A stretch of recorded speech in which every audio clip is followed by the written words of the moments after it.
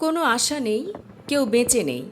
ইরানের প্রেসিডেন্ট ইব্রাহিম রাইসিকে বহনকারী হেলিকপ্টারের দুর্ঘটনাস্থলে যাত্রীদের জীবিত থাকার কোনো চিহ্ন মেলেনি, এমনটাই জানিয়েছেন ইরানিয়ান রেড ক্রিসেন্ট।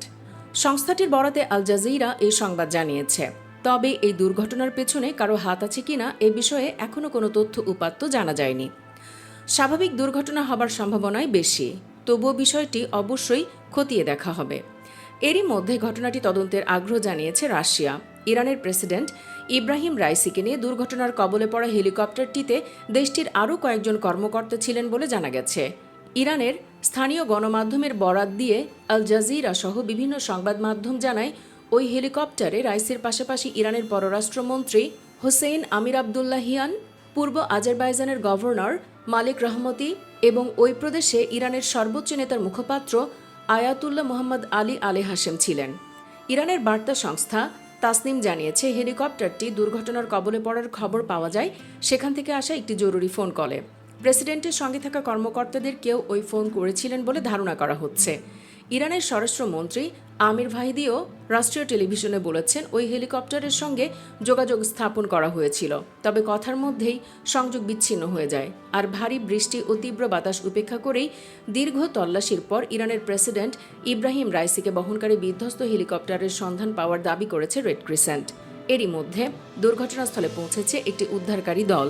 তবে প্রেসিডেন্ট ও তার সঙ্গীদের ভাগ্যে কী ঘটেছে সে সম্পর্কে কিছুই জানানো হয়নি। বৈরী আবহাওয়ার কারণে উদ্ধার অভিযান ব্যাহত হচ্ছে বলে জানিয়েছেন দেশটির কর্মকর্তারা। এর আগে রোববার বিকেলে ইরানের পূর্ব আজারবাইজান প্রদেশের পাহাড়ি এলাকায় বিধ্বস্ত হয় প্রেসিডেন্ট রাইসি ও পররাষ্ট্রমন্ত্রী আবদুল্লাহিয়ানকে বহনকারী হেলিকপ্টারটি। আজারবাইজান সীমান্তবর্তী এলাকায় একটি বাঁধ উদ্বোধন করে ফিরছিলেন রাইসি। বিধ্বস্তের খবর প্রকাশের পরপরই কান্নার রোল পড়ে যায় ইরান জুড়ে।